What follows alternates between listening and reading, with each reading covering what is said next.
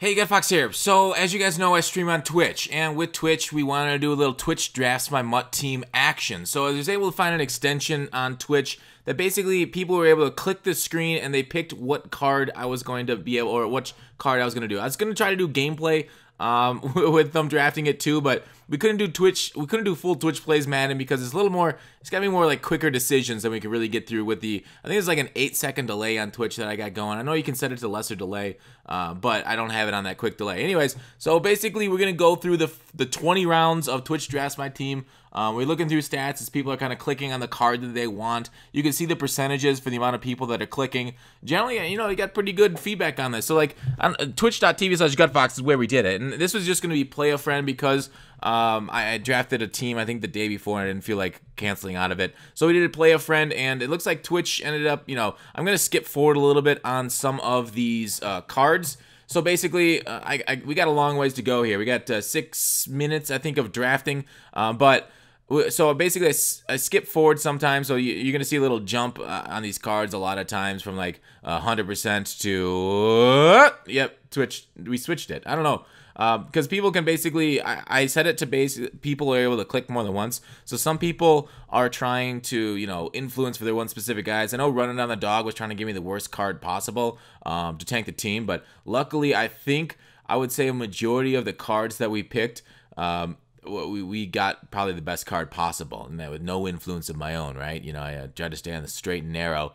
But we'll try and do more MUT draft content in 19. I think I want to get a little bit more into the mode because, you know, it's a decent way of making coins. And I know, like, when I go to this Twitch Drafts team or whatever, like, it's kind of hard to screw up a lot of these picks. Like, a lot of them are around the same power level, unless they offer me, like, a bunch of different running backs, and you guys only pick running backs. Because of the way the drafts are constructed, like, and the way the MUT cards are made, like, just guys around the similar overall just have similar stats. Like, there's no way, like, a 90 overall free safety is going to have 78 speed, because that's just, I don't know.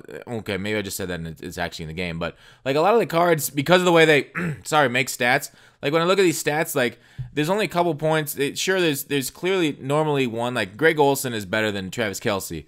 So the MUT draft, like, obviously Running Down the Dog's trying to give me Travis Kelce right now, trying to really shank it. But let's see if the people can come back and get me a better card. But I don't know. Do you guys think there could be any improvements to the draft? Like, maybe just offer a different position each card, because sometimes when you have two positions offered up, like, clearly one's better than the other. Like, here is nice because it's 3 different positions. You can customize your team differently. Should you, like, a lot of these cards are in the low 90s. Like, what would you guys think's the best? Like, should they offer, like, low 80s cards than high 90s to make more, like, differences between cards and so that way you'll be dominated? Or do you kind of want to see all the cards that are, like, mid 90s to high 90s to low 90s, where, like, basically every card is good enough, and, like, so there's not as many holes in the roster? Because last year when it was 15 rounds, there was more holes in the roster. This year it's more like you're going to have a couple offensive linemen that you're going to miss, because nobody's going to draft a ton of offensive linemen. Here it's a tough one between Barron and Jones, but I think I would personally go with Jones here because I need a speedy middle linebacker to use it. We got Buchanan, so maybe not. Maybe put him at outside backer if we ended up choosing Jones, which it does look like we are going to get because he's at 51% as the clock is winding down, so we'll take him. Middle linebacker 2, I think this is a 3-4 type defense. Basically all 91 linebackers. Like, is this a good thing, or should they put a rule in their software to not offer the same position? Let me know what you guys' thoughts on how they can improve the drafting. Could they make it more exciting? Because it is kind of exciting because they just updated it, a few weeks back. If they could keep it updated through 19, I think we'd have a lot more fun with it. There he is drafting, was that another middle linebacker? So we got a couple middle linebackers there to fill out our linebacker core. So we got a center, an end, and an end. So we ended up going with the center. Like, do you guys like that there's a guaranteed quarterback round? Like, is that even cool whatsoever? I mean, I know they put it in there for, like, competitive so people don't get screwed. And that's kind of why I would prefer if, like, MUT draft wasn't competitive next year. It didn't seem like the competitive guys liked MUT draft as the mode. They liked regs and they liked salary cap. And I can't disagree with them. I think those two are better modes for it than random teams, because you get I think the worst is the random playbooks that they hate more than anything, more than the random team.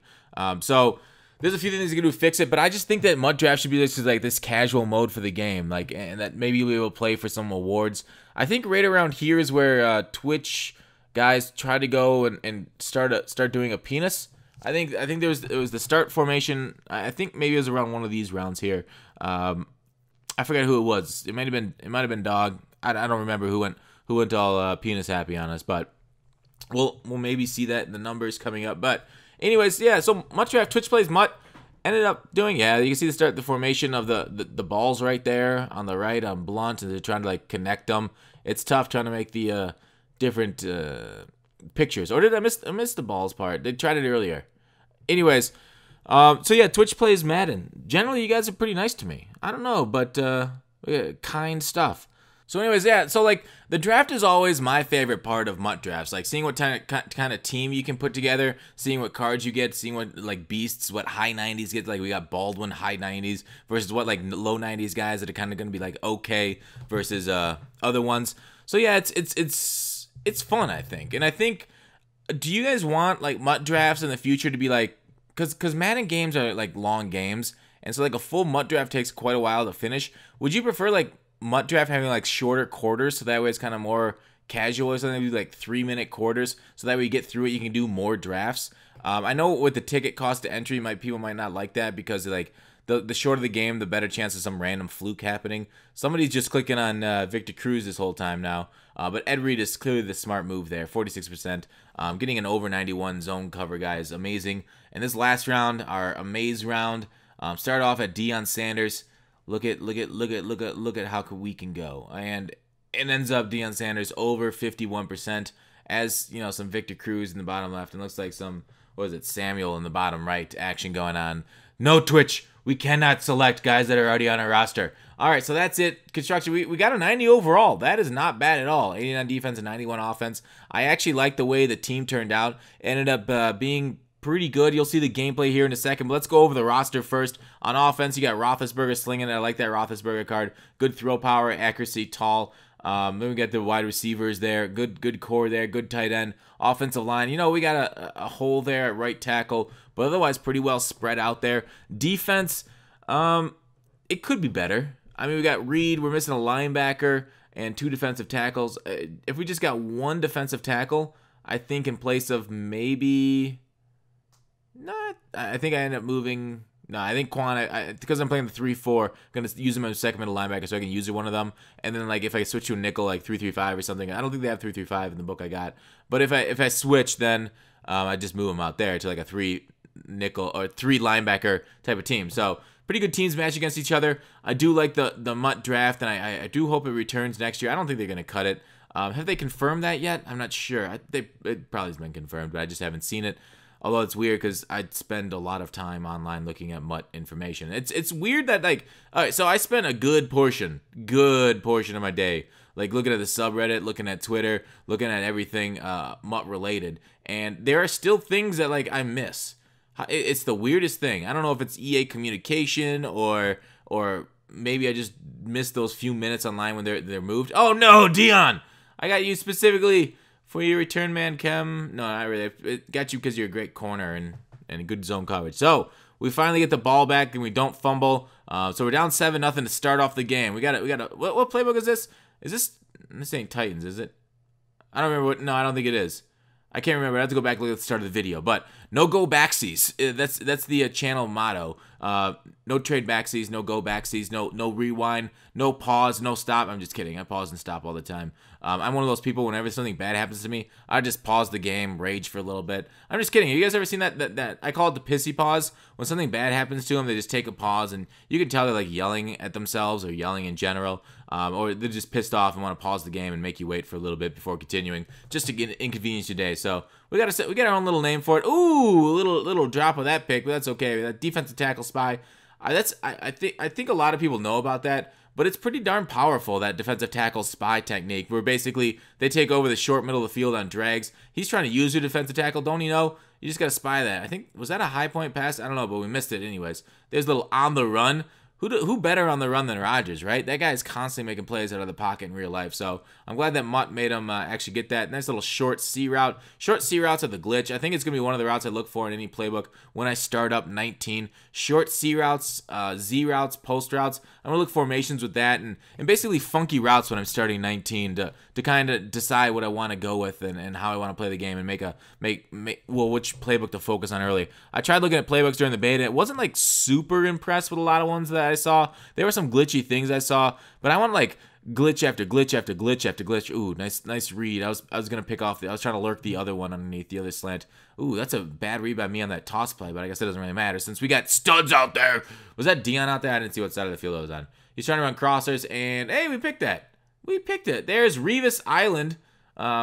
Recently retired Revis Island. Dunzo. We tried to run a tight end corner, but he was there for the pick. So we just throw a low pass to Diggs, and oh, baby, he can dig it. There's a screen pass across the screen. We're not able to get there. It's a little bit different going from Mutt to Mutt Draft on the speed on the uses that you got. When I got like 99 speed, Shaz, Moss, Calvin, the guys that I'm using, going down to like low 90s, high 80s. It is different a little bit. You can't bait as well. So like, is it important? Do you guys physically look for your user and to not move him so that way you're most familiar with that certain speed on the user? Is that something you think about? Because it might be worth it, like when you're thinking about which card to use, like and which user. I mean, it's easy to do it when you keep the defense the same every play. That way you're really used to that user. Like, because I've definitely overshot and undershot user picks based on not being there because of the timing on the pick. Because I cycle through a lot of cards. I mean, I'll run on stream for like 10 games in a row using a card or more, but then I'll switch up, and like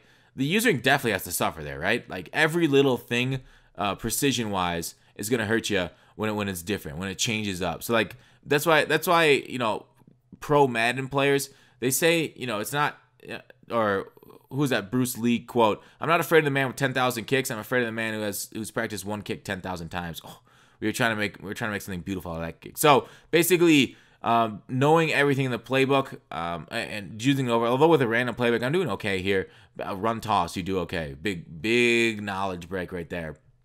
Anyways, with that comeback route, we made a nice read. So, the previous play part of that was not a nice read, though. We tried to throw a low pass to Cook, try to get glitchy near the end zone. Low passes, high passes, that's the red zone passing offense. Like, it's really tough to pass inside the red zone for good measure. I mean, good and not good. Like, fades, like, are real, like, things that they do in the NFL, like 0% chance at working. Just take it out of your game here in Madden, which kind of sucks. So that like limits, like, so you basically have to glitch it out otherwise because the defense is glitching you out with the SWAT button. So that's what it is. Well, I forgot what else I was talking about. Oh, about the usering and every little thing mattering. Like quarterback throw powers. Like I've definitely noticed, like there early in the year when a lot of quarterbacks had varying throw powers, there was routes I was able to make work with some quarterbacks, and like my offense would be just terrible a couple games later because the quarterback just couldn't make it. Like the quarterback just literally couldn't do that. All right, but that is it. That is the end of the game. That's the end of the Mutt Draft. So good work, Twitch drafting Madden. We got the win. We were able to do very well. Thank you guys for being very generous. Again, over on twitch.tv/GutFox if you guys ever want to check that out. But that is it. So thanks for watching. Call to action. GG Mystic, and I will see you guys later.